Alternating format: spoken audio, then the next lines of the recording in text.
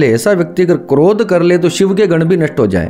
बताओ, ऐसा किसी फलश्रुति में इस प्रकार से कोई बात सुनने को आई है आपके? आप तो हमको ऐसे साधना बताते नहीं है, सिर्फ फलश्रुति पढ़ के चले जाते हैं। अब सुनो, देवी का साथ पाना है, देवी को यूज नहीं करना है कि देवी जाओ और मेरी शत्रुओं का नाश करो। शरभराज, आकाश भैरव, प्रत्यंगिरा या विपरीत प्रत्यंगिरा या भद्रकाली या महाकाली, ठीक है। फिर दुर्गा सप्तशती, ठीक है। फिर विचित्र वीर्य हनुमान के मंत्र या फिर हनुमान जी का द्वादशाक्षर मंत्र या लांगूलास्त्र का पाठ, शनि, राहु, मंगल, सूर्य, ये चारों ग्रह अगर आपके कुंडली के अंदर आपको फल प्रदान करते हैं, योगकारी हैं, लाभदायक हैं, आपका अष्टम स्थान, नवम स्थान, द्वादश स्थान, चतुर्थ स्थान, तीसरा स्थान, इनका कॉम्बिनेशन आपका अगर अच्छा है, आपके सब नष्ट कर सकता है, उनकी विद्याओं को नष्ट कर सकता है। अभी तो आगे सुनिए, आगे आप रख के रोंगटे खड़े हो जाएंगे। सारे शास्त्र जितने हैं, सारे तंत्र जितने हैं, सारे मंत्र जितने हैं, वो सब देवी के ही रूप हैं, देवी की ऊर्जा से ही निकले हुए हैं, या देवी ही उसकी रचनाकार है। प्रत्यंगिरा ऐसा जो है, ऐसी शक्ति है जिसको स्वयं परमेश्वर भी उसके गुस्से को शांत नहीं कर सकते। तो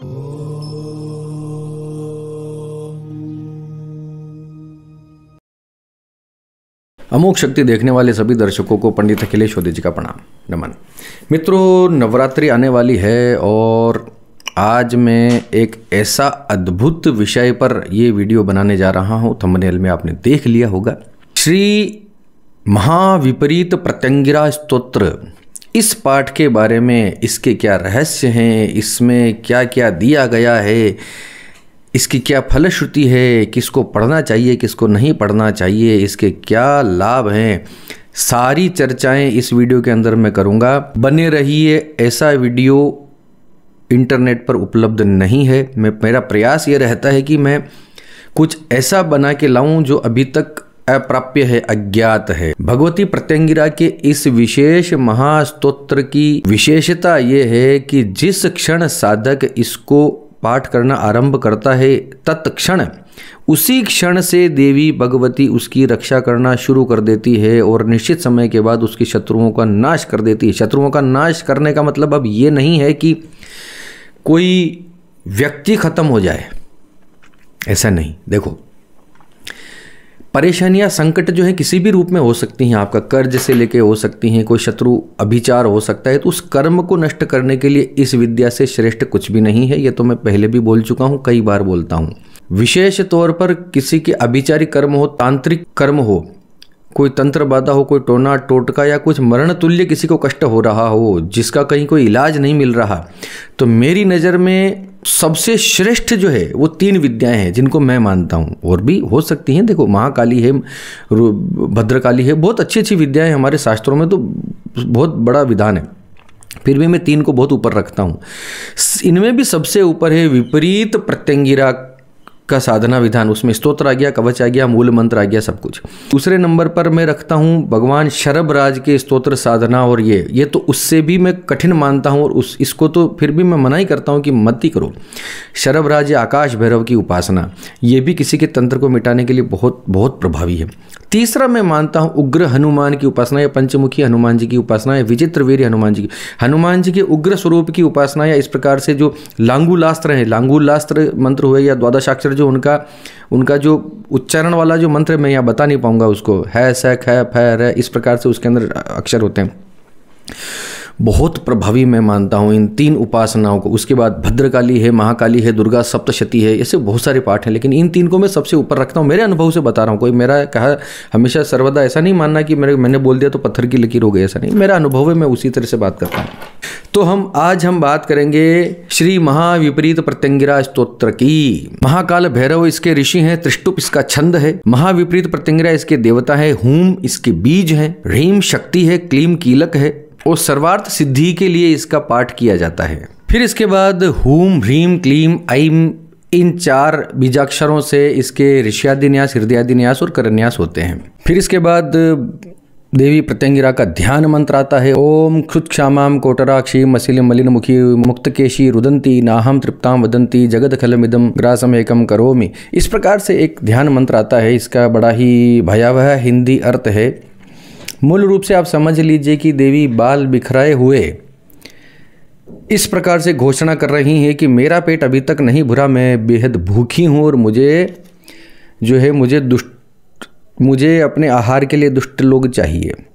इसी प्रकार की देवी की जो अपने दांतों में जम्बू फल दबाए हुए है, वो अपने दांतों से मेरे समस्त भयों का त्राण करे, मेरी रक्षा करे। इस प्रकार से मोटा मोटी इस ध्यान का अर्थ है। अब मैं इस पाठ का आपको रहस्य समझाने जा रहा हूँ। कुछ पंक्तियाँ मुझे याद होती हैं, मैं बोल दूंगा। कुछ जो नहीं याद है मैं यहाँ पर पढ़कर आपको बताऊंगा। उसके रहस्य समझने का प्रयास करना नवरात्रि है। यदि आपका उच्चारण स्पष्ट है, यदि शिव में आपकी पूरी आस्था है, शिव भक्त भी अगर आप हैं और महिलाओं को आप अच्छी दृष्टि से देखते हैं, अच्छे व्यक्ति हैं, तो इस पाठ को आप कर सकते हैं। नहीं तो मैं आपको स्पष्ट ये निवेदन कर लेना चाहता हूं कि आप इस पाठ को हाथ भी ना लगाएं, दूर भाग जाएं किसी पंडित से, किसी ब्राह्मण से, जो विद्वान साधक हों, जिनको इसको करने का अभ्यास हो, उसी से करवाएं। अपने आप स्वयं इस विद्या को हाथ बिल्कुल ना लगाएं। ये विशेष डिस्क्लेमर और एक तरह से चेतावनी मैं आप सबसे पहले ही रख रहा हूँ। बहुत तीव्र, बहुत उग्र पाठ है। ये पाठ आप जब करना शुरू कर देंगे अपने से, तभी आपको शुरू के 5, 7, 10 दिन में ही आपको एक फीलिंग आने लग जाएगी कि मैं कुछ अच्छा कर रहा हूँ या मैं बहुत बुरा कर रहा हूँ। आपके साथ निश्चित रूप से आपके शारीरिक, मानसिक, आध्यात्मिक स्तर पर परिवर्तन आएंगे।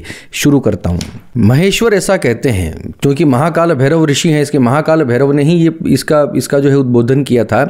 तो भगवान कहते हैं कि महेश्वर कहते हैं कि हे देवी, विपरीत प्रत्यंगिरा महाविद्या समस्त प्रकार की सिद्धियां प्रदान करने वाली है। इसके जान लेने से ही शत्रुओं के समूह नष्ट हो जाते हैं। विपरीत प्रत्यंगिरा अत्यंत ही भयंकर है। इसके स्मरण मात्र से ही तीनों लोक कांप उठते हैं। परमेश्वर आदि कोई भी देवता उसे शांत नहीं कर सकते। स्पष्ट रूप से इसमें लिखा गया है। विपरीत प्रत्यंगिरा ऐसी शक्ति है जिसको स्वयं परमेश्वर भी उसके गुस्से को शांत नहीं कर सकते। तो आप और हम जब ये पाठ करें तो थोड़ा सोच समझ कर करें, क्योंकि ये एक तरह से उस एनर्जी को जगाना होता है। जब आप कोई पाठ करते हैं तो उस ऊर्जा को आप अपने अंदर समाहित कर रहे होते हैं। न्यासों में किया ना, अपने एक एक न्यास को, एक एक उसके ऋषि को, उसके न्यास को, उसके तत्व को, शक्ति को, बीज को, कीलक को अपने शरीर में विभिन्न स्थानों पर आपने स्थापित किया। उसके बाद ये पाठ आप स्टार्ट कर रहे हैं, यानी उस ऊर्जा को अपनी चेतना से आप जोड़ रहे हैं। तो थोड़ा सोच समझ कर, आपका गुस्सा बढ़ सकता है, आपके अंदर कुछ ऐसी प्रवृत्ति उत्पन्न हो सकती है जो उग्र हो, जो रुद्र हो। उसके समक्ष देव वर्ग भी विनष्ट हो जाता है, देवता भी उसका कुछ बिगाड़ नहीं सकते। ये ऐसी शक्ति है। फिर मनुष्य की तो बात ही क्या है। इस विद्या का साधक महाविद्या महाकाली के स्तोत्र पढ़ने या धारण करने से सृष्टि का संहार करने में भी समर्थ हो जाता है। लिटरली लेके नहीं चलना। कुल मिलाकर मूल ऐसा समझिए कि इसका निरंतर नित्य पाठ करने वाला व्यक्ति महाशक्तिमान हो जाता है। यानी कोई शत्रु तो छोड़ ही दो, शत्रु समस्या तो उसका हल हो गई, ऐसा समझ लो। उसके सामने टिक नहीं सकती। हाँ, धन की इच्छा हो, पारिवारिक प्रेम की इच्छा हो, या और कोई बात हो, तो इस पाठ को करने से पहले सोच विचार कर लेना चाहिए। शत्रुओं के लिए तो ये महाभयंकर विद्या है। सिद्ध विद्या महाकाली जिस स्थान पर आनंद पूर्वक विहार करती है, वहाँ 7 लाख विद्याएं उनकी रक्षा में तत्पर रहती हैं। महाकाली की, आप भद्रकाली का ही पाठ है ना, भद्रकाली प्रत्यंगिरा का स्वरूप ही है। तो वहाँ तक जाने से पहले 7 लाख विद्याएं, अलग से 7 लाख देवियाँ उस भद्रकाली की, उस काली की रक्षा के लिए हमेशा तत्पर रहती हैं, उसके तैनात रहती हैं उसके चारों तरफ। तो अब आप जब इसको पाठ को करते हैं तो देखो, जो सनातनी है वो तो समझेगा इन बातों को, ठीक है। वो आप चाहे लिटरली ले लें कि कोई देवी है और उसके 7 लाख विद्या उसके आसपास है, ना भी लें, उस ऊर्जा समूह को समझने का प्रयास करेंगे, तब भी आपको समझ में आएगा कि ये कितनी शक्तिशाली विद्या है। हे महाकाली महादेवी, तुम शंकर की श्रेष्ठ देवता हो। तुम्हारी प्रसन्नता मात्र से ही महेश्वर परब्रह्म हो गए। ये महाकाली कृत्रिम आदि विषयों का विनाश करने में सक्षम है तथा प्रलय आदि को रोकने में भी पूर्णतः समर्थ है। प्रलय को रोक देगी, कृत्रिम विष जो है उनको दूर कर देगी। विष यानी बाहरी विष, आंतरिक विष। महादेव भी आपके चरणों के दर्शन मात्र से ही कंपित हो उठते हैं, जिनके क्रोधित होने से मात्र से ही पृथ्वी प्रलय को प्राप्त होने लगती है। एक बात और मैं आपको बताता हूँ, ब्रह्मा, विष्णु और महेश जो 3 जो मुख्य शक्तियाँ हैं, इनको संचालित करने वाली परब्रह्म महाशक्ति देवी ही है। ये बात आप हमेशा याद रखिएगा। इन सब से जो काम लेने वाली जो शक्ति है, जो ऊर्जा है, वो परब्रह्म प्रकृति देवी ही है, जिसको आप दुर्गा कह लें, पार्वती कह लें, शक्ति कह लें, कामाख्या कह लें, देवी का कोई भी स्वरूप, 10 महाविद्या कह लें, 9 गौरी कह लें, कोई भी। देवियां इस महाकाली के दशों द्वार पर रहने वाली दश विद्या के नाम से ही जानी जाती हैं। दश विद्याएं कौन है, जिनके नाम, जिनकी साधनाएं कलयुग में हम बहुत चर्चा करते हैं, बहुत पॉडकास्ट भी आए हैं। ये दशों विद्याएं कौन हैं, दशों महाविद्याएं कौन हैं, जो इस देवी विपरीत प्रत्यंगिरा के दशों दिशाओं में जो प्रहरा देती हैं, जो उनकी रक्षिकाएं हैं, वो दशों महाविद्याएं इनकी रक्षा करती हैं। पूर्व द्वार पर भुवनेशी, दक्षिण द्वार पर कालिका नाम की देवी, पश्चिम द्वार पर नक्षत्री, उत्तरी द्वार पर भैरवी, ईशान में प्रचंड चंडिका का नाम विख्यात है। अग्नि कोण में बगलामुखी, नैऋत्य कोण में मातंगिनी, वायव्य में धूमावती, ऊपर और नीचे सुंदरी नामक देवियां रहती हैं। जागृत, स्वप्न, सुषुप्ति स्वरूप वाली षोडशी देवी, सम्मुख यानी सामने और वाम भाग में त्रिपुरा सुंदरी, सम्मुख उसके सामने षोडशी और पीछे जो है, पीछे की तरफ जो है त्रिपुरा सुंदरी रहती है। महाकाली के अंश रूप में ये विद्याएं पूजिता हैं, यानी महाकाली के अंश के रूप में ही ये विद्याएं पूजी जाती हैं। ये सारी विद्याएं जो है महाकाली का ही अंश हैं। यही महाकाली अंगिरा तथा प्रत्यंगिरा नाम से विख्यात है। यही यानी महाकाली, भद्रकाली, इनका ही स्वरूप देवी प्रत्यंगिरा है, जो उनका और भी प्रचंड स्वरूप है। अब देखो इसमें थोड़ा सा मैं थोड़ा सा इसका खुलासा कर दूं। लोग बोलते हैं कि महाकाली का रूप है तो फिर भद्रकाली कौन है, प्रत्यंगिरा फिर अलग से कैसे हुई, भद्रकाली और प्रत्यंगिरा एक से कैसे हुई? देखो, एक सारी माया एक ही है। आप जब आपके खुद के कितने सारे रूप हैं, आप दोस्तों के सामने अलग होते हैं, अपने घर पे अलग होते हैं, अपने पत्नी के सामने आपका अलग व्यवहार होता है, गुस्से में आप अलग रिएक्ट करते हैं, हंसी खुशी में आप अलग रिएक्ट करते हैं, जब आपका मन तसल्ली में होता है, जब अच्छे से भोजन कर लिया, घूम लिया फिर लिया, दोस्त लोग मिल गए, अच्छा सब कुछ बढ़िया चल रहा है, बच्चे बच्ची खेल रहे कूद रहे अपने घर में, पर सब आनंद है, आपका मूड उस वक्त, मूड आपके जो 9 रस हैं, ये 9 के 9 रस, 9 देवियाँ मान लो, 9 शक्तियाँ मान लो, उनके 9 रूप मान लो देवी के ही। इसको इस प्रकार से, जब उग्र रूप में, जब आप बहुत भयंकर गुस्से में होते हैं, तब आपका रूप आप याद कीजिए कि गुस्सा होता है तो क्या होता है। तो अब आप ये सोचिए कि जब देवी का उग्र रूप और जब देवी गुस्से में होती है तो क्या हाल होता होगा, वो क्या विजन बनता होगा, क्या विजुअल बनते होंगे। ये वो है प्रत्यंगिरा। यही भगवती महाविष्णु रूप में मनुष्यों का सृजन, पालन तथा संहार करती है। मैं तुमसे सत्य सत्य कहता हूँ, यही महाकाली भोग तथा मुक्ति प्रदान करने वाली है, वेद शास्त्रों की रक्षक तथा देवों के लिए आनंद प्रदायिनी है। ये अनंत कोटि सूर्यों के समान तेजस्विनी, समस्त प्राणियों में भय उत्पन्न करने वाली है।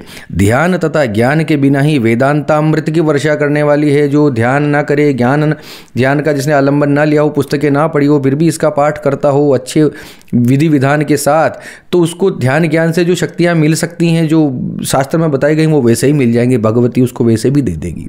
यही काली समस्त मंत्रों का स्वरूप है, निगम तथा आगम की रचनाकार है तथा महाप्रलय करने वाली है। इस महादेवी की उपासना से व्यक्ति सर्वसमर्थ होकर पर ब्रह्म बन जाता है। सारे शास्त्र जितने, सारे तंत्र जितने, सारे मंत्र जितने हैं, वो सब देवी के ही रूप हैं, देवी की ऊर्जा से ही निकले हुए हैं, या देवी ही उसकी रचनाकार हैं। इसे ऐसा समझिए, प्रकृति रूप जो हम मानते हैं। इसका नित्य पाठ करने वाला, इस विद्या को जिसने सिद्ध कर लिया, उसको मेरे ख्याल से और कुछ श्रेष्ठ सिद्ध करना श्रेष्ठ बाकी नहीं रहता। सबसे श्रेष्ठतम विद्याओं में से ये है, लेकिन चूंकि ये ब्लेड पर चलने जैसा है, तलवार की धार पर चलने जैसा है, तो विपरीत प्रत्यंगिरा को साध लें, शरभराज को साध लें। ऐसे साधक मैंने भी बहुत कम देखे हैं। कमेंट में ये मत पूछा कीजिए कि आपने कौन सी सिद्धि की है, क्या आपने ये सिद्ध कर रखा है। भैया कोई अपना बताता है क्या ऐसे कि आपने कौन सी सिद्धि? मुझे खुद नहीं पता मैंने क्या सिद्धि कर रखी है। बड़ा सुन लो क्लियर। मैं पाठ करता हूँ, साधनाएं करता हूँ, अब मुझे कितना मिला कितना नहीं मिला ये मैं अपने मुँह से कैसे बताऊँ? ऐसा कोई नहीं बोलेगा महाराज। ऐसा इस प्रकार से शब्द नहीं, इस प्रकार के प्रश्न नहीं पूछना कि आपने कौन सी सिद्धि कर रखी है। अच्छा मैंने कुछ कर रखा हो तो मैं आपको यहाँ पे बता दूँ, मतलब ऐसा कैसे हो सकता है? ऐसा कोई नहीं बोलता भैया। बागेश्वर जी दाम नहीं बोल रहे हैं, धीरेन्द्र जी नहीं बोल रहे, हनुमान जी कृपा है। हम भी यही बोलते हैं, महादेव की कृपा है, सब आनंद चल रहा है। क्या बोला, ये बताने की बात है। ठीक है, चलिए आगे बढ़ते। जिनके अंगों के पसीने मात्र से गंगा प्रवाहित है तथा जो पर्वतराज पर स्थित पार्वती रूप में विपरीत प्रत्यंगिला काली कहलाती है। इनके साधक के स्मरण मात्र से ही वैरियों के आगम निगम विनष्ट हो जाते हैं। जो देवी प्रत्यंगिरा की साधना करता है, जो इस विपरीत महाप्रत्यंगिरा स्तोत्र का पाठ करता है, वो अगर किसी और के लिए भी चाहे तो उसके शत्रुओं का नाश वो व्यक्ति कर सकता है। तीसरा व्यक्ति जो पाठ करने वाला है, ऐसा साधक जो प्रत्यंगिरा की साधना करता है, ऐसा व्यक्ति अपने शत्रुओं के आगम और निगम, यानी उनकी साधना, उनके तंत्र, उनके व्यभिचार, उनके अभिचार, ये सब नष्ट कर सकता है, उनकी विद्याओं को नष्ट कर सकता है। अभी तो आगे सुनिए, आगे आप रख के रोंगटे खड़े हो जाएंगे। ऐसा मैं सत्य सत्य कथन करता हूँ, महाकाल भैरव ऋषि बोल रहे हैं, स्वयं शिव बोल रहे हैं। इनका साधक करोड़ों शिव के समान योगी तथा करोड़ों विष्णु के समान स्थिर हो जाता है। करोड़ों शिव के समान योगी, ऐसी योग साधना का उसको फल मिलने लग जाता है, और विष्णु के समान इतना ही स्थिर हो जाता है, इतना ही संयमशील हो जाता है, इतना ही अपनी कुंडलिनी के प्रति जो है वो चेतना उसकी जागने लगती है। इसको इस प्रकार से समझिए। शिव का मतलब कोई भभूत धारण करके और त्रिशूल लेके नहीं हो जाएगा कि त्रिशूल लेके दौड़ पड़ो, मैं तो प्रत्यंगिरा की साधना करता हूँ अब मैं शिव हो गया हूँ। ये इस टाइप से नहीं करने का है ना। आपकी चेतना के स्तर पर समझिए बात को, कि आपकी चेतना उस लेवल पर होने लग जाती है। अपनी उपासना से प्रसन्न होकर वे भोग और मोक्ष दोनों प्रदान करती है प्रत्यंगिरा। अब इसमें एक छोटा सा विधान भी दिया गया है। सबसे पहले अपने गुरु मंत्र का 100 बार जप कर लीजिए। उसके बाद इसके अंदर एक छोटा सा मंत्र दे रखा है शत्रु नाशन का। वो मंत्र मैं यहाँ पर नहीं बता सकता, लेकिन उसका 108 बार सफ़ेद या पीली सरसों लेकर उसका जाप करते हुए अपने चारों तरफ बिखेर देना चाहिए, शत्रु की दिशा की तरफ फेंक देना चाहिए। शत्रुओं के समूह उससे नष्ट हो जाते हैं, ऐसा इसमें लिखा हुआ है। वो मंत्र मैं नहीं बताऊंगा। अब ये इतना बोलने मात्र से नहीं करना है आपको कि अब तो शत्रुओं को नष्ट ही करने लग जाऊंगा, ऐसा नहीं करने का है। क्या देखो, ये जो भी बातें हो रही हैं, आप इसके सिद्धि के करीब होने लग जाइए। पहले आप इसका पाठ नित्य नियमित कीजिए, शुद्ध उच्चारण के साथ, भगवान शिव की भक्ति के साथ, भगवान शिव का या भैरव का कोई पाठ इसके साथ जोड़कर रखिए। आपकी कुंडली में अगर उग्र ग्रह जो हैं वो अच्छे हैं तो इस पाठ का आप जो है इसका पाठ आप कीजिए। अगर आपके घर में सौम्य ग्रह बलि हैं, शुक्र है, बुध है ना, चंद्रमा है, तब इस पाठ को हाथ मत लगाइए। शनि, राहु, मंगल, सूर्य, ये चारों ग्रह अगर आपके कुंडली के अंदर आपको फल प्रदान करते हैं, योगकारी हैं, लाभदायक हैं, आपका अष्टम स्थान, नवम स्थान, द्वादश स्थान, चतुर्थ स्थान, तीसरा स्थान, इनका कॉम्बिनेशन आपका अगर अच्छा है, आपके साधना के अच्छे योग हैं, तंत्र करने के अच्छे योग हैं, तो ही इस साधना को देखो। 50 कंडीशंस होती हैं। ऐसा नहीं है कि मैं यहाँ बोल रहा हूँ और आप घर पे करना शुरू कर दो और कल को भगवान न करे किसी के साथ कुछ भी प्लस माइनस होता है, तो यहाँ पर मैं डिस्क्लेमर पहले देता हूँ, मैं इसका दोषी नहीं रहूँगा। मैं सिर्फ ज्ञान के एजुकेशनल पर्पज़ के हिसाब से मैं ये वीडियो बना रहा हूँ। हाँ, फिर भी 1 लाख लोग वीडियो को देखते हैं और उनमें से कोई 5 लोग ऐसे निकलते हैं जो वास्तव में कर सकते हैं, उन्हें करना चाहिए। मैं बोलता हूँ अपने गुरु से आज्ञा ले लीजिए। जिस गुरु की आप पूजा करते हैं, जिस गुरु से आपने मंत्र लिया हुआ है, उस मंत्र की आज्ञा जरूर ले लीजिए। बिना गुरु की, अपने गुरु की आज्ञा के इस प्रकार का कोई भी नवाचार अपने पाठों में मत जोड़िए। फिर ये तो विपरीत प्रत्यंगिरा है भाई। संतापिनी, संवारिणी, रौद्री, ब्राह्मणी, जृंभिणी, द्रावणी, क्षोभिणी, मोहिनी, स्तंभिनी, ये 9 महाविद्याएं साधक की प्रेरणा से शत्रु पक्ष में अंश रूप से नियोजित होने पर समस्त दुष्ट शत्रुओं का संहार करती है। संतापिनी, संताप देने वाली, संवारिणी, शत्रुओं का संहार करने वाली, रौद्री, महाभयंकर, उनको रुद्र करने वाली, उनका दमन करने वाली, ब्राह्मणी, उनको भ्रमित करने वाली, जृंभिणी, उनका जृंभण करने वाली, द्राविणी, उनका द्रवण करने वाली, क्षोभिणी, उनको क्षोभन करने वाली, उनको परेशान करने वाली, मोहिनी, उनका मोहन कर देने वाली, उनको वशीभूत कर देने वाली, स्तंभिनी, उनको रोक कर देने वाली। ये 9 शक्तियां हैं जो इस पाठ को करने से आपके शत्रुओं को प्रभाव डालती हैं। जो व्यक्ति इस महाविद्या का सदैव वर्ण तथा श्रवण करते हैं, उसी समय से उनके शत्रुओं के सभी प्रयास विफल हो जाते हैं। जब से पाठ करना शुरू किया, और आपको देर नहीं लगेगी, पहले पाठ से ही इसका चमत्कार देखना शुरू कीजिए। मैं फिर कहता हूँ, अपने आप से मत कीजिए आपकी कुंडली में ऐसे योग हैं कि नहीं है, आपका उच्चारण है कि नहीं है, आपका 10-15 साल का बैकग्राउंड हिस्ट्री है कि नहीं है, तंत्र साधनाओं के, पूजा पाठ का, मंत्रों के पास रहने का, कोई गुरु आपके सर पर हाथ रखकर बैठे हैं कि नहीं है, अगर ये सब कुछ नहीं, उच्चारण स्पष्ट है कि नहीं है, पूरे दिन रीलों में औरतों को तो नहीं देखते हो, महिलाओं को तो नहीं देखते हो, अब महिलाओं के प्रति सम्मान की दृष्टि है कि नहीं है, ये सब चीज़ें विचार कर लीजिएगा। ये सब मैं बार बार बोलता हूँ, यूट्यूब पे देख के शरभराज, आकाश भैरव, ठीक है, प्रत्यंगिरा या विपरीत प्रत्यंगिरा या भद्रकाली या महाकाली, ठीक है, फिर दुर्गा सप्तशती, ठीक है, फिर विचित्र वीर्य हनुमान के मंत्र, या फिर हनुमान जी का 12 अक्षर मंत्र, या लांगूलास्त्र का पाठ जिसमें है, स, ख, फ, र, इस प्रकार के आधे वर्ण, ये मैंने पूरे बोले, इनके आधे वर्ण पूरा बोलूँगा नहीं। देखो, इस प्रकार की विद्याओं से दूर हट जाइए, भाग जाइए।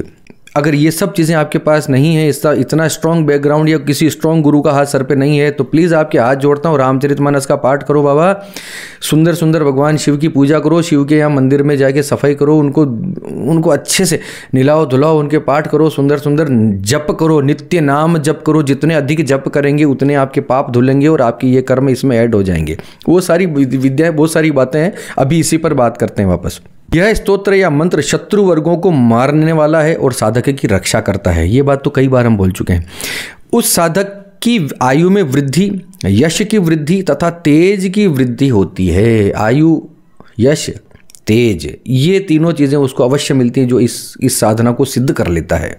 इस मंत्र तथा स्तोत्र का जप करने वाले कुबेर के समान धनवान होकर समस्त प्रकार के सुखों का उपभोग करता है। कुबेर के समान धनवान, देखिए फिर वही बात है कि चलो अब धन के, तो इस पाठ को आप धन के लिए मत कीजिए। ये देखो, ये यहीं पे रहस्य समझाने वाली बातें यहीं आती हैं। अब इसमें आ गया कुबेर के समान धनवान हो जाएगा, तो अब आपने धन की इच्छा से, धन के संकल्प से इस पाठ को कभी नहीं करना। ये पाठ की ऊर्जा अलग है, इसकी शक्ति अलग है, क्योंकि इस पूरे पाठ में जिस प्रकार से, पूरे स्तोत्र के अंदर जिस प्रकार की पंक्तियां हैं, जिस प्रकार के मंत्रों का आलेख है, उसमें कहीं भी धनम देही या धन वाला मामला नहीं है। वो तो ठीक है कि देवी प्रसन्न हो जाए, सिद्ध हो जाए तो आपको फिर सब कुछ दे ही देगी, वो एक अलग बात है। लेकिन धन की कामना अगर है तो इस पाठ से आप दूर रहिए। वो तो आप धन के लिए तो वैसे भी बहुत सारे पाठ हैं, उनको कीजिए, वहाँ से भी कुबेर के समान धनवान हो ही जाएंगे, है ना। ये पाठ जो है आपकी रक्षा के लिए, आपके कवच के लिए, आपके शत्रुओं पर भारी पड़ने के लिए, विजय प्रदान करने के लिए। इस मंत्र का जाप करने से वायु रोग तथा विषम ज्वर का भी नाश होता है। विषम ज्वर, बुखार हो या वायु रोग हो, इस प्रकार से यह स्तोत्र शत्रुओं के धन तथा प्राण का हरण करने वाला है। शत्रुओं का धन छीन लेगा, शत्रुओं का प्राण छीन लेगा, शत्रुओं का स्त्री छीन लेगा, क्लेश उत्पन्न कर देगा। इस प्रकार के मंत्र हैं इसमें, ये उसी की फलश्रुति चल रही है। फलश्रुति इसी प्रकार से है कि इसमें इसी प्रकार से मंत्र भी दिए गए हैं। मम सपरिवार कच्छ शत्रवः कुर्वन्ति करिष्यन्ति शत्रुश्चकारयमास सार्धतास्ताम विपरीताम कुरु कुरु नाशाय नाशाय हमारा हमारा। इस प्रकार की लैंग्वेज है इसके अंदर। तो आप, यानी मेरे शत्रुओं का, जो इसका पाठ करता है उसके शत्रुओं का धन नाश हो जाए, उसकी बुद्धि नाश हो जाए, वो उसका मोहन हो जाए, उसको स्तंभन हो जाए, उसका सब कुछ खत्म हो जाए एक एक करके, उसका वाणी छीन, उसकी वाणी छीन ली जाए। वाणी छीनने के लिए इस प्रकार से इसके अंदर जो है ना बहुत जीर्ण इसके अंदर मंत्र दिए गए हैं। तो आप स्वयं भी सोच कर करें, थोड़ा सा भी अगर गलती हो गई, थोड़ा सा भी आपके विधान में, विधि में, वाणी में थोड़ा सा भी दोष हो गया तो ये उल्टी पड़ती है विद्याएं, ठीक है। एक निवेदन और मैं आप माथे पर हाथ लगाकर, हाथ जोड़कर निवेदन करता हूं कि मुझसे व्हाट्सएप के ऊपर साधनाएं मत पूछिए कि जी हमें प्रत्यंगिरा की साधना करनी है, बताइए। अरे भाई, मैं व्हाट्सएप पे कैसे बताऊं प्रत्यंगिरा की साधना, आकाश भैरव की साधना, या कोई भी साधना, हमें जी उसका विधान चाहिए, बताइए। अब मैं क्या टाइप करूं पूरी साधना बैठ के? ऐसा कैसे हो सकता है भैया? कौन लोग ये प्रश्न करते हैं इस प्रकार से? कोई भी साधना सीखने के लिए अगर आपका 5 साल, 10 साल, 15 साल का कोई हिस्ट्री है, कोई बैकग्राउंड है, कुछ है, तो आके आप संपर्क कीजिए, पहले फ़ोन पर बात कीजिए, शुल्क लगाकर, थोड़ा सा छोटा सा शुल्क देकर अपॉइंटमेंट लेकर मुझसे बात कीजिए। मैं बात करूंगा, मैं समझूंगा कि क्या लेवल है, क्या है, ठीक है। अपने भी, वरना मैं खुद दोष में पड़ूँ, आप भी परेशान हो जाए जीवन में। इस प्रकार से काम नहीं करना। कल को बस यूट्यूब देख के हमने कल से कोई मंत्र शुरू किया है जी, अब हमको ये साधना करनी है, हमको भद्रकाली करना है और हमको ये करना है, वो अरे नहीं यार, ऐसा नहीं होगा राजा बाबू। 10 साल 15 साल आपको लगाने पड़ेंगे, इसमें झुकना पड़ेगा। इसमें ऐसे नहीं होगा कि ऐसा किसी ने, नाम जपो खूब, सिंपल जो सात्विक मंत्र है, शिव पंचाक्षर मंत्र है, भगवान वासुदेव का द्वादशाक्षर मंत्र है, इस प्रकार के मंत्र जपिए, कहीं कोई प्रॉब्लम ही नहीं है। अब साधनाएं करनी है, देना पड़ेगा, तपना पड़ेगा, थकना पड़ेगा, मर खपना पड़ेगा, इसमें तो भैया बहुत अलग है मामला।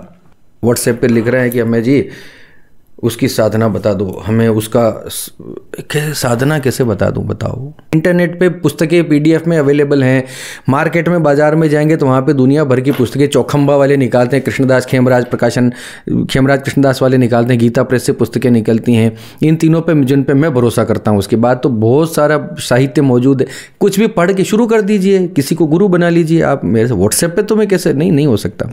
यह स्तोत्र शत्रुओं के धन तथा प्राण का हरने वाला, यह शत्रु वर्ग के अंतःकरण में क्लेश उत्पन्न कर देता है, उसको मेंटली परेशान कर देगा शत्रु को। अगर आपने ये पाठ करना शुरू कर दिया तो आपको किसी को पर्टिकुलर किसी व्यक्ति विशेष के लिए पाठ करने की आवश्यकता नहीं है कि उसको परेशान करना है तो उसी पे विद्या फेंक दो, नहीं। आपको सिर्फ देवी भगवती की प्रसन्नता के लिए इस पाठ को करना चाहिए कि देवी मुझ पर कृपा करे, मेरे पापों को क्षमा करते हुए मेरी रक्षा करे। इस प्रकार से कोई भी आप संकल्प लेके कोई पाठ करे कि मुझ पे प्रसन्न हो माँ, बस मेरी गलतियों को एक तरफ करके मुझ पर प्रसन्न हो। भगवती आप पर प्रसन्न हुई इस पाठ के जरिए तो आपके शत्रु वैसे ही आपके पास नहीं भटक सकते। आपको किसी के लिए अलग से कुछ बुरा करने की आवश्यकता नहीं है। आप इसके रहस्य को समझिए।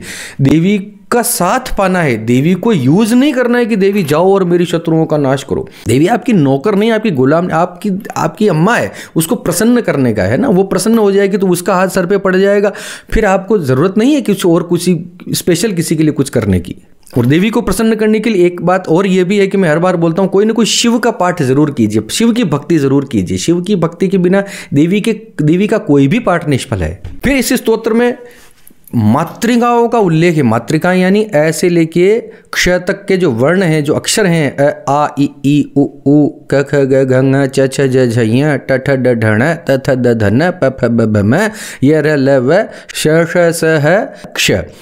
इस प्रकार से जो है इसमें मातृकाओं का उल्लेख है। मातृकाओं की इसमें सिमिट्री बनाई गई है, पहले व्युति क्रम से, फिर पहले स्थिति क्रम, फिर संवार क्रम, व्युति क्रम।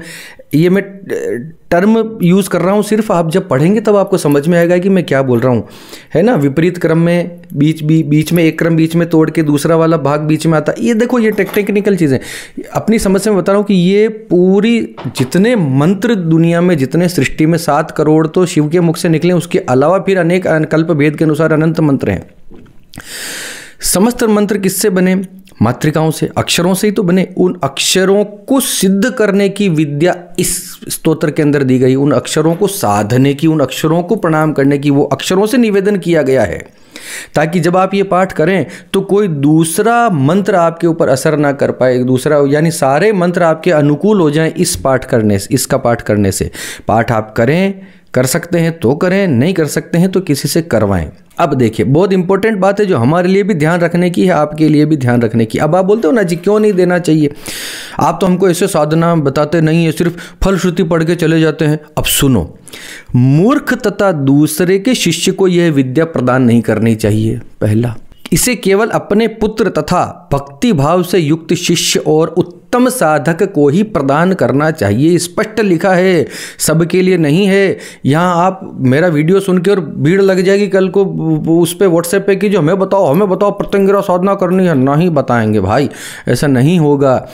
मिलना पड़ेगा, ठोक बजा के देखना पड़ता है, समझना पड़ता है कितना लेवल है। तुम्हें दे दूंगा तो इसमें तो कुछ और ही लिखा है, कल को मेरा ही कुछ हानि हो जाए। भैया मैं भी तो गृहस्थी वाला आदमी हूँ, भगवान से डरने वाला आदमी हूँ मैं भी तो इस प्रकार से ऐसी विद्या नहीं दी जाती। इनको समझो ज्ञान के लिए, अपनी कि सनातन धर्म कितना महान है, और 100 में से कोई एक व्यक्ति अगर इसके लायक हो तो जरूर इसको करे, मुझे कोई समस्या नहीं। क्योंकि जो साधक लायक शिष्य होगा वो तो अवश्य करे, उसमें कोई प्रॉब्लम नहीं। अपने गुरु से आज्ञा जरूर ले ले, क्योंकि इसे आत्मवर्ग में ही प्रदान करने का विधान है। इसमें यह लिखा हुआ है कि इसे अपने ही लोगों के बीच में रखना चाहिए, किसी अन्यत्र इसको बताना नहीं चाहिए। यूट्यूब पे जो मैं बता रहा हूँ वो भी मुझ पर बहुत प्रेशर है कि बताओ, और मुझे भी लगा कि इतना बताना चाहिए तो इतना, चलो इतना मैं अपने सर पे ले लेता हूँ। जो साधक सुधी हैं, मैं भी सिर्फ फलश्रुति ही पढ़ रहा हूँ, इसका विधान तो नहीं बता रहा हूँ किसी को मैं पाठ तो नहीं दे रहा हूँ कि ये करना चाहिए, कि इसको इस प्रकार से करना चाहिए, कि ये इसके मंत्र हैं। मैंने अभी तक मंत्र तो बोला नहीं कुछ, मैं भी इसका महिमा मंडन कर रहा हूँ यहाँ पर बैठकर। ये विद्या ध्यान, जप, पूजा, सेवा तथा ज्ञान के बिना ही मोक्ष प्रदान करने वाली है। मोक्ष प्राप्ति के कई साधन है हमारे धर्म में, ज्ञान योग, भक्ति योग, प्रेम योग, क्रिया योग, कर्म योग, राज योग। इन सब के बिना भी, इन सब का कोई ज्ञान आपको न हो चाहे, लेकिन फिर भी ये विद्या ऐसी है जो आपको मुक्ति की तरफ ले जाती है, भुक्ति और मुक्ति का श्रेष्ठ साधन। ये विद्या शत्रु समूह की नारी तथा रूप का हरण करने वाली है। बताओ, ऐसा किसी फलश्रुति में इस प्रकार से कोई बात सुनने को आई है आपके? वायु, सूर्य तथा चंद्रमा की गति का स्तंभन करने वाली है। वायु का स्तंभन, चंद्रमा का स्तंभन, सूर्य का भी, यानी इनको रोक देने का काम, इतनी शक्ति इस पाठ के अंदर है। इन तीनों को भी रोक सकती है विद्या। और मैथुन के समान आनंद प्रदान करने वाली है। जितना आनंद आपको मैथुन करते समय आता है उतना आनंद इस विद्या को सिद्ध करने में आता है। आप व्यक्ति वास्तव में एक अलग ही आनंद में डूबने लगता है जब ये पाठ को सिस्टमेटिकली जब वो शुरू करता है, अपने जीवन में उतारता है। तो जो साधक तीनों संध्याओं में या फिर एक संध्या में भक्ति पूर्वक इसका पाठ करते हैं, हे देवेश, मैं सत्य कहता हूँ कि वे लोग मुझसे करोड़ों गुना अधिक हैं। भगवान शिव स्वयं कहते हैं कि जो 3 संध्याओं में इसके पाठ करता है वो मैं खुद कहता हूँ कि मुझसे भी अधिक हैं। ये शिव कहते हैं ये बात। उस मनुष्य के क्रोध मात्र से मेरे गण विनष्ट हो जाते हैं। ऐसा मनुष्य अगर जो इसको जो साध ले, ऐसा व्यक्ति अगर क्रोध कर ले तो शिव के गण भी नष्ट हो जाएं। साधारण मनुष्यों की तो बात ही क्या, और भूत प्रेत तो पहले से ही मरे हुए हैं, इस प्रकार से इसमें लिखा हुआ है। ऐसे व्यक्ति के सामने भूत हो प्रेत हो, भगवान शिव के गण नहीं टिक पा रहे हैं तो फिर भूत प्रेत तंत्र अभिचार ये तो छोड़ दो, तो इनका तो सत्यानाश ही हो जाने का है। इस विपरीत प्रत्यंगिरा विद्या के समान अभी तक न तो कोई विद्या हुई है और न ही होगी। सूर्य के समान तेजस्विनी इस महाविद्या के पाठ करने मात्र से ही साधक पर ब्रह्म के समान समर्थ हो जाता है। हे देवी, मातृका से संपुटित करके इस महाविद्या का साधक को 10 बार जप करना चाहिए। मातृका का संपुटन करके इसके बारे में बहुत ज़्यादा उल्लेख से हम नहीं बताएंगे। हे अनंत रूपिणी मातृके, तुम वेद आदि से संपुटित हो। इस प्रकार साधक को प्रत्यंगिरा स्तोत्र को मातृका से संपुटित करके पाठ करना चाहिए। साधक को चाहिए कि वो अपने मन को वश में करके दीनता एवं हीनता का सर्वथा त्याग करके भोग रोग कामिनी तथा मोक्ष को भगवती प्रत्यंगिरा के निमित्त अर्पण करके इस स्तोत्र का पाठ तथा जप करें। स्पष्ट लिख दिया है इसके अंदर कि ये पाठ जब आप करते हैं तो आपको क्या संकल्प लेना है, किस निमित्त से करना है। अपने भोग, अपने रोग, कामिनी, मोक्ष, अपने काम, भोग रोक्ष काम मोक्ष, जितना कुछ आपके पास है वो सब कुछ देवी को अर्पण करके देवी की प्रसन्नता के लिए ही इसका पाठ आपको करना चाहिए। देवी प्रसन्न हो गई तो शत्रु स्वतः ही नष्ट हो जाएंगे, क्योंकि वो आपके मातृवत व्यवहार करने वाली है। माँ किसी बच्चे का दुख सहन नहीं कर सकती, लेकिन उसको ठीक तरीके से करना पड़ेगा, क्योंकि ये अभिचारिक साधनाओं में से आता है। ये कोई साधारण मंत्र नहीं है कि साधारण ऐसा नहीं है कि कोई भी मंत्र किसी ने बोला और हमने शुरू कर दिया जी। तो ये सनातन धर्म की शक्ति है। क्यों पड़े हो चक्कर में, कोई नहीं है टक्कर में, क्यों ऐसे विधर्मियों के चक्करों में जा रहे हो। मैंने देखा है कई बार कि जब फकीरों से और पीर बाबाओं से और इधर से उधर से सबसे ठोकर खाए हुए लोग हमारे पास आते हैं। हमारी सनातन की शक्ति सर्वश्रेष्ठ है। इसके सामने, इसकी संपूर्ण भरपूर विद्याओं के सामने कोई टिक नहीं सकता, टिक ही नहीं सकता, टिक ही नहीं सकता। अगर आपको ठीक से करने वाले मिल जाएं तो आप अपने जीवन में आनंद और प्रसन्नता के विषय भोगते रहेंगे जीवन भर। अद्भुत शक्ति है हमारे सनातन में, तो हम तो इसी का ढोल पीटने के लिए बैठे हैं जोर जोर से। तो चलिए अब इसी के साथ एक छोटी सी सूचना, मैं प्रयास करूंगा कि इसके पाठ का अपने स्वर में वाचन करके मैं YouTube पर अपने दूसरे चैनल पर मैं जल्द ही इसको प्रकाशित करूं। थोड़ा सा इसमें समय लगता है, तो मैं प्रयास करूंगा कि ताकि आप इसका श्रवण कर सकें, सुन सकें अपने घर के अंदर। तो बहुत शक्तिशाली पाठ है। वीडियो अच्छा लगा हो, कोई चीज़ आपके दिल को छू गई हो, टच कर गई हो, आपको जीवन, आपके शरीर के अंदर कुछ स्फुरण हुआ हो, ये सब सुनने के बाद, देखने के बाद, तो ज़रूर लाइक कीजिए, सब्सक्राइब कीजिए, शेयर कीजिए, इस वीडियो को फैलाइए।